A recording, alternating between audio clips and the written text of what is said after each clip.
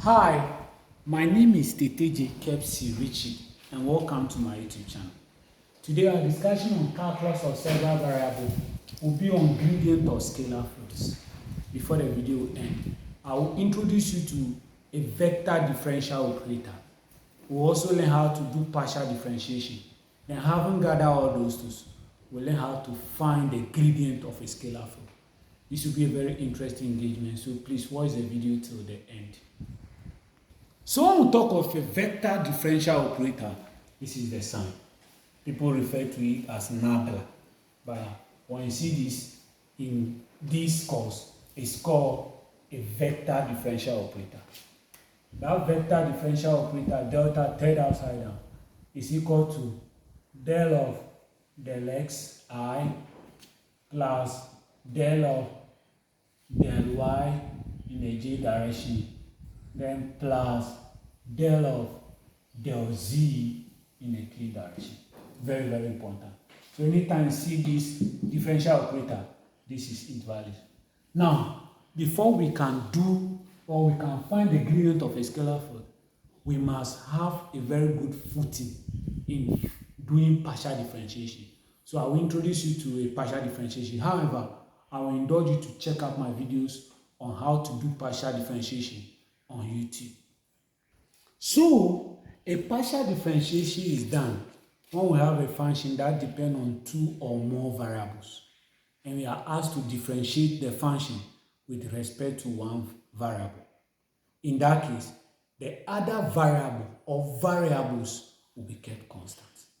For instance, if I have a function f that is dependent on x and y and is equal to, let's say, 4x y squared, and we are doing partial differentiation with respect to x, that's the partial differentiation of f with respect to x, y will be kept constant. So we just differentiate the x. When we differentiate 4x, we get 4. So that will be 4y squared. Then we'll head the y as constant. The same way, if we are asked to do partial differentiation of f with respect to y, the x will be kept constant. So we just differentiate our y squared. When we differentiate y squared, we get 2y. 2 times this 4 will give us 8. So we get 8xy as our partial differentiation. So in that note, let's say we have a function that is dependent on 3 variables. F, which is x, y, z. The independent variable are x, y, z is equal to ln sin x e exponent sin y sec z. We should find del f over del x, then del f over del y, then del f over del z. How do we do that? Very, very important. So remember, when we are doing partial differentiation with respect to one variable, the other variable or variables will be held constant. Very, very important. So when we are asked to find our del f over del x, it will just be equal to del over del x of f. And what is our f? Our f is ln sin x e exponent sin y sec z. Now, our attention will be based on ln sin x. E exponent sin y and sec z will be held constant. Very, very important. So how do we differentiate ln sin x? Remember the differentiation of logarithmic function. Please check out my videos on how to differentiate logarithmic functions on YouTube. We reciprocate this, we get 1 over sin x. When we differentiate, and we differentiate and use it to multiply. When we differentiate sin x, we get cos x. So this will give us cos x over sin x. And cos x over sin x, remember, will be inverse of tan. Then that will be cot x. So the differential of ln sin x is cot x. So we can say the differential of this function with respect to x. Remember, the 2 will be held constant. And the differential of ln sin x is cot x. So we just have cot x e exponent sin y then sec z as our del f over del x. Very, very important. The second one, which is del f over del y. Remember, it will be equal to del over del f del y of our function f, and that's ln sin x e exponent sine y sec z. Remember, the x and the z will be held constant. So our attention will be on the y. How do we differentiate e exponent sine y? Remember, we differentiate the exponent and use it to multiply. When we differentiate sine y, we get cos y. So the differential of e exponent sine y will be cos y, e exponent sine y. Then we can say the differential of this will just be ln sine x. Then we have cos y, e exponent sine y sec z. I hope you get this. It's not anything difficult. The third one, that's del f over del z. That's the differential of f with respect to z. That's our f is ln sine x, e exponent sine y sec z. Remember, the x and the y will be held constant. Our attention will be on sec z. How do we differentiate sec z? The differential of sec z is sec z times z, if you remember very well. Then we can say the differential of this will just be ln sine x, e exponent sine y, then sec z times z as our partial differentiation. So having know how to do partial differentiation, our lesson on gradient of a scalar field will be a very easy one. So I introduced to you that our vector differential operator is this. So if, let's say, f is a scalar field and we are asked to find the gradient of the scalar field, the gradient of the scalar field is just the product of the vector differential operator and the scalar field. So we can say the gradient of f will just be equal to the vector differential operator times f. I hope you get that. So we can say our differential operator f will be equal to, what's our differential operator? That's del of del x in the I direction plus del over del y in the j direction plus del over del z in the k direction times, so this for that, times our f. So we distribute the f over it. And you can say del f will be equal to del f over del x in the I direction plus del f over del y in the j direction, then plus del f over del z in the k direction. I hope you get that. So anytime we are asked to find the gradient of a scalar field, we just differentiate the scalar field, the partial differentiation of the scalar field against each of the components with respect to x, y, and z, and that becomes the gradient of the scalar field. So we take some sample questions and see how we find the gradient of a scalar field. So let's look at our first example. Say given that a function that is dependent on x, y, and z is equal to ln sine x e exponent sine y sec z, we should find the product of the differential operator and f. That's and the function. So how do we do that? Remember, we say the differential operator is giving us del over del x in the I direction plus del over del y in the j direction, then plus del over del z in the k direction. So, if we are asked to find del f, or the product, it will be equal to del f, del x in the I direction plus del f over del y in the j direction. Remember that. Plus del f over del z in the k direction. And what is our f? So we can say that the product between the differential operator and the f will be equal to del over del x. What is our f? Our f is ln sine x e exponent sine y sec z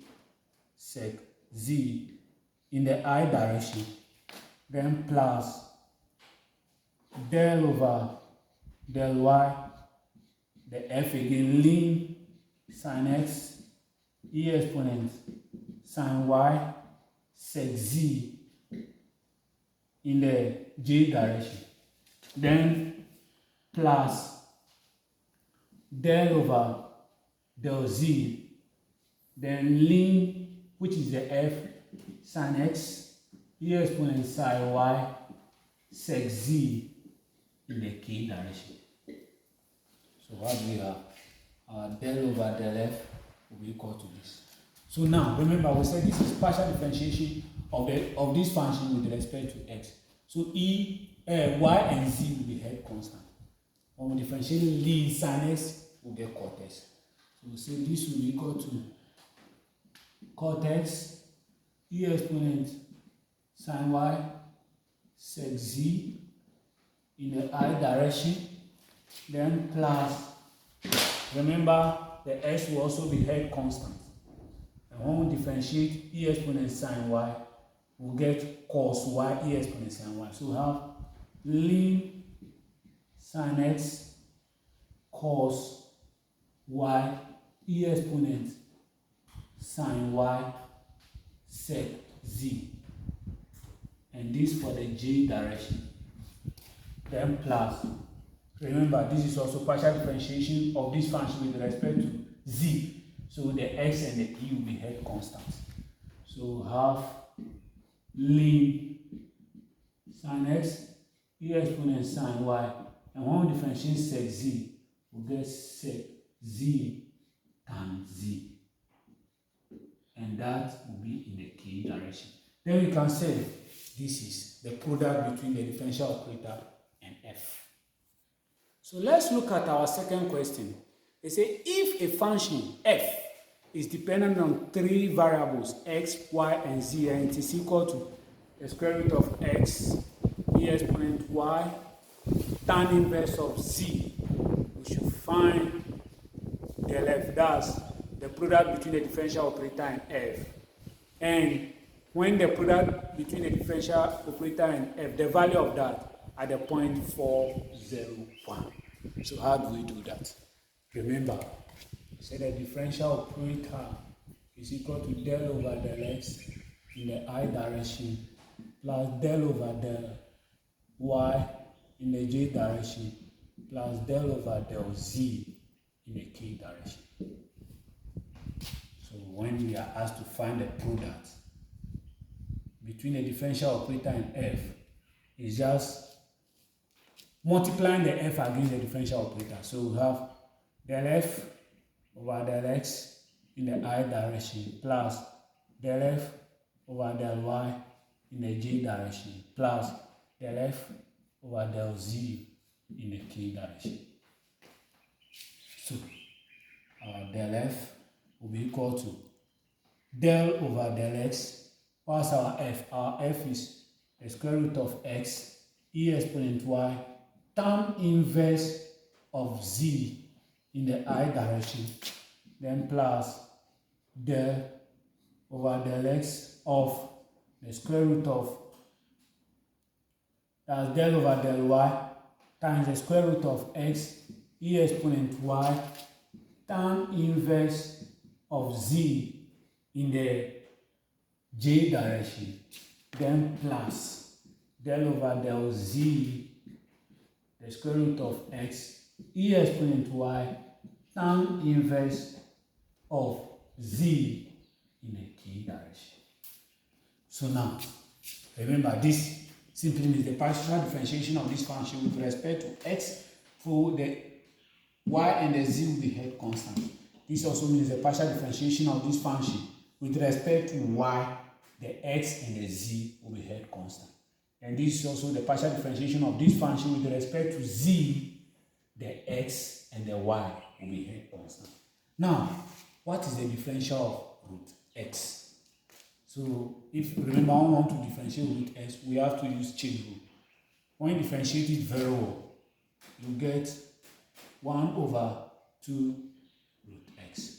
Let me take you through. So this is the same as s exponent half. Drop it, that will be half. The differential of that will be half. S exponent that will be 1 over 2 x exponent half. 1 over 2 root x. I know we'll be convenient with this by now. So, we just differentiate with the root x, we get 1 over 2 root x. Then we repeat the other function, e exponent y, tan inverse of z in the I direction. Then plus, now we'll differentiate e exponent y because it is with respect to y. When we differentiate e exponent y, we'll still have e exponent y. So we'll have root x, e exponent y, tan inverse of z in the g direction.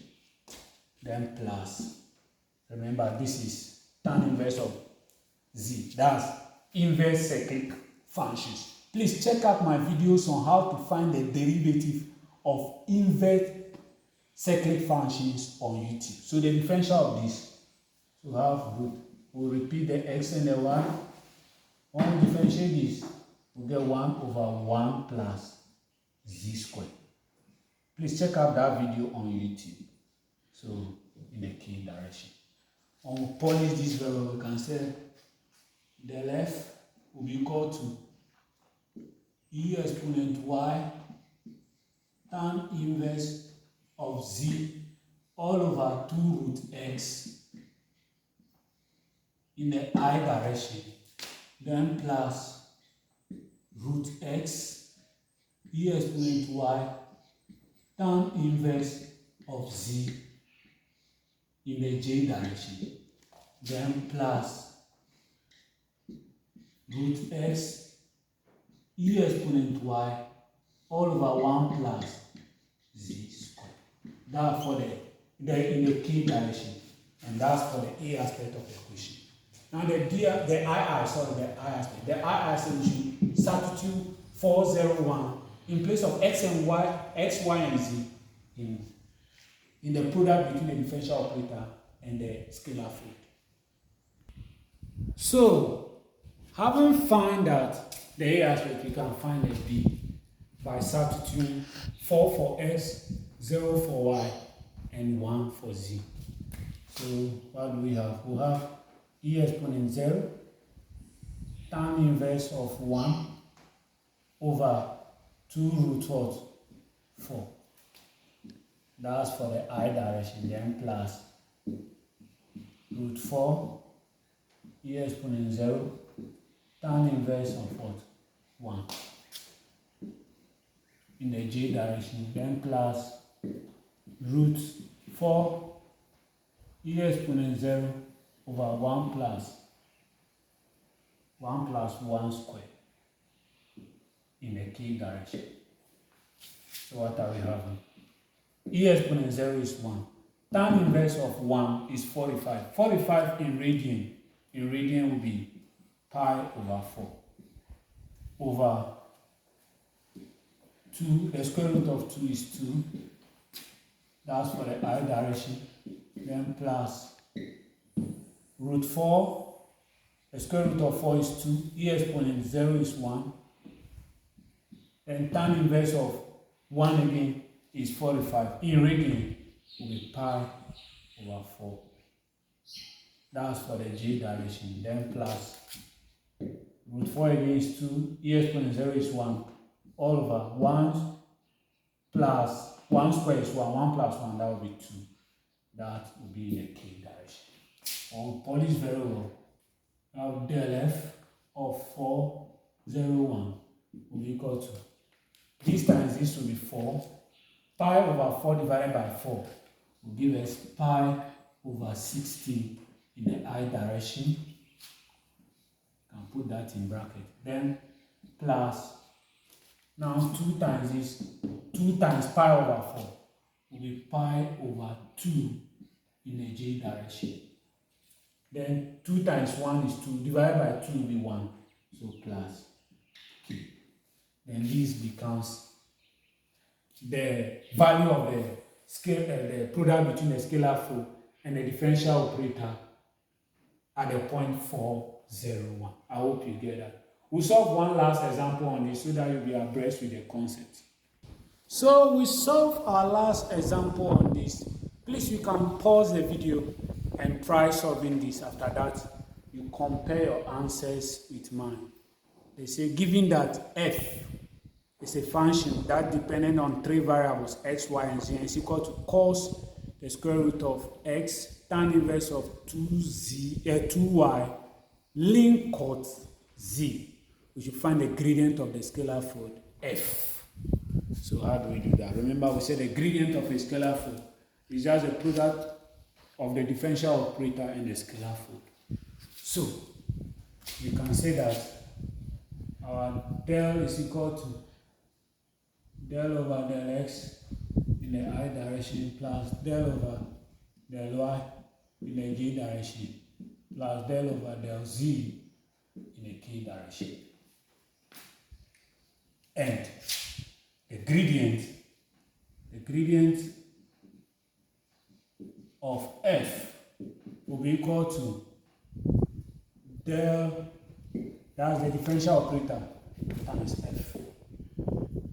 And that will be equal to del f over del x in the I direction plus del f over del y in the j direction plus del f over del z in the k direction. So we know that our del f will be equal to del over del x. What's our differential operator? What's our f? Our f is cos root x tan inverse of 2y then ln cot z. Therefore I then plus del over del y. Our f again is square root of x tan inverse of 2y ln cot z in the j direction, then plus del over del z. F and f is root x, is cos root x.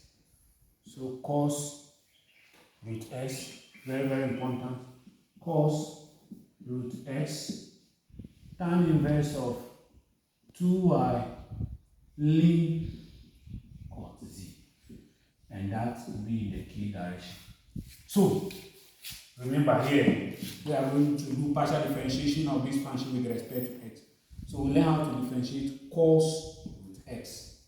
I'll take you through all one by one. Then the y and the z will be held constant. Here we'll do the partial differentiation of y of f with respect to y. That means x and z will be held constant. So we have to learn we have to know how to differentiate tan inverse of 2y. Then this brings to cos, we are going to do partial differentiation of this with respect to z. That means x and the y will be held constant. We must know how to do the differentiation of cot, ln cot z. So I will take you through one by one so that you will be abreast with it. When we come, we just have to find the gradient of our scalar. So how do we differentiate this cos of root x? We have to use chain rule to do this. So we let u to be, please, this will be a side break in case it is an examination. Will be equal to the square root of x and is equal to x exponent half. We'll find du over dx and that will be half x exponent negative half. We'll drop, subtract 1 from the exponent. When we polish that variable, we'll have 1 over 2 root x. And remember, we'll have our cos u now. So when we differentiate cos u, we'll get negative sine u. The differential of cos u is negative sine u. So, what do we do? The differential of this will just be the product of the two. So we have negative sine u times 1 over 2 root x. So we have negative sine u over 2 root x. And what is u? U is root x. So we say negative sine root x over 2 root x. That's for the differentiation of cos the square root of x. So the second one is tan inverse of 2y. How do we do that? So we can let a to be equal to tan inverse of 2y. Then we find tan on both sides. Please check out my videos on how to differentiate inverse cyclic functions on YouTube. Equal to 2y. On differentiate tan a, we get sec square a is equal to, the differential of this will be 2. So remember it's implicit, so dA over dy. So our dA over dy will be equal to 2 over sec square a. And remember, this will be sec square a is equal to 1 plus tan square a. So we just change that. So this will be 2 over 1 plus tan square a. So 2 over 1 plus, remember our tan a is 2y, so we substitute that. So 2y all squared. That will be 2 over 1 plus 4y squared. So we can say the differential of these, tan inverse of 2y, is 2 over 1 plus 4y squared. I hope you get that. The last one, that's the differential of link chord z. Link chord z. Remember how to differentiate logarithmic function. We use reciprocate first, chord z. Then differentiate and use it to multiply. When we differentiate chord z, we get negative cosec square z. So this will just be equal to negative cosec square z over chord z. So the differential of this link chord z will just be negative cosec square z over chord z. So if you haven't know how to differentiate each of them, we just substitute with respect to their individual differentiations. Then we find the gradient of the scalar flow. So we can say that our gradient of this scalar flow, LF, will be equal to the partial differentiation of this with respect to x. And remember, this will be held constant. When we differentiated cos root x, we have negative sine root x over 2 root x. It's still there. It's still there. So we don't have problem. Then we repeat the inverse. Tan inverse of 2y link chord z, and all this in the I direction. Then plus. Here the x and the z will be held constant. So we have root cos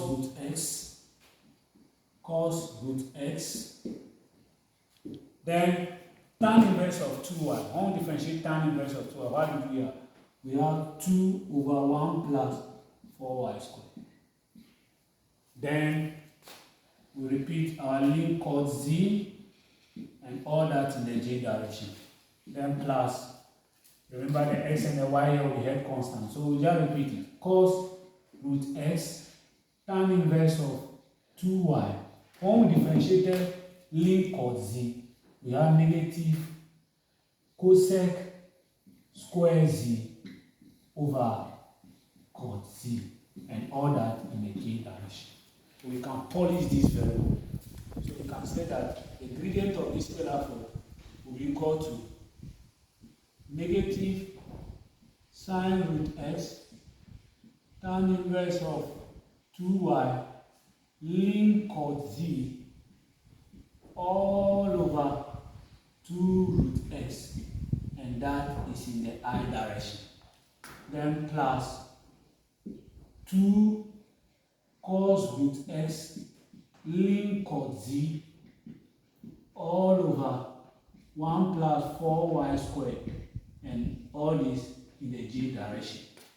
Then plus, or we can say, because of the negative here, we can say minus cos root x tan inverse of 2y cosec square z all over cot z, and that in the k direction. I hope you get that. The next thing is that we'll learn how to prove a very important theory on this. Then we take it from there. So they say that if the differential operator is a linear operator, or nabla, people call it nabla, show that del times f plus g is equal to del f plus del g, where f and g are scalars. So how do we do this? This is a simple question that we can solve. Remember, the differential operator is equal to del over del x in the I direction, then plus del over del y in the j direction, then plus del over del z in the k direction.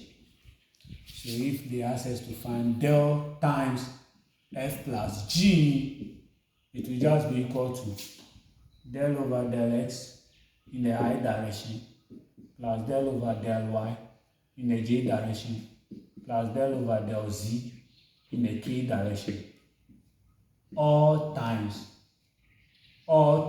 f plus g, if you recollect. So this is that times that. So we expand this bracket. So this will multiply this. We have del f over del x in the I direction plus del f over del y in the j direction, then plus del f over del z in the k direction for the first. Then the g will also multiply. So plus del g over del x in the I direction, then plus del g over del y in the j direction, then plus del g over del z in the k direction. What did I do? I let this multiply all of this, and this also multiply all of that. Now what does that mean? See, if you have del f over del x in the I direction plus del f over del y in the j direction plus del f over del z in the k direction, we can say that is the product between the differential operator and only f. So we can say that is del f. Then plus the same thing to this one too. We can say it's a product between the differential operator and g. So it is true that when we have a differential operator multiplying f plus g, it will be equal to the differential operator times f plus the differential operator times g as required. I hope you get that. We'll end it here today. Please remember to subscribe to my YouTube channel before you sign out. Until we meet again, my name is TTJ Kepsi Richard.